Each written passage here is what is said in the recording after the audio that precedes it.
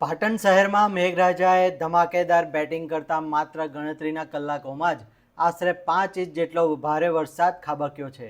આ આકાશી આફતના પગલે સમગ્ર શહેર પાણી થઈ ગયું છે અને નગરપાલિકાના પ્રી મોન્સૂન પ્લાનની ગણતરીના કલાકોમાં જ પોલ ખુલી ગઈ છે.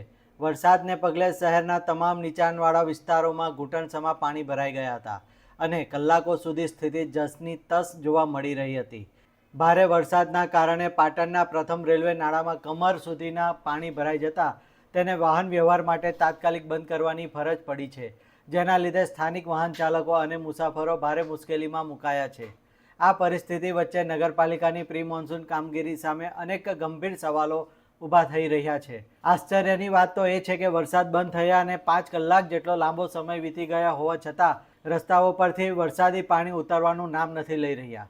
દર વર્ષે તંત્ર દ્વારા પ્રી મોન્સૂન એક્શન પ્લાનના નામે મોટા દાવાઓ કરવામાં આવે છે, પરંતુ આજના વરસાદે સાબિત કરી દીધું છે કે પાલિકાની કામગીરી માત્ર કાગળ પર જ સીમિત રહી ગઈ છે, જેને કારણે સ્થાનિક રહીશોમાં વહીવટી તંત્ર સામે ભારે આક્રોશ અને નારાજગી જોવા મળી રહી છે.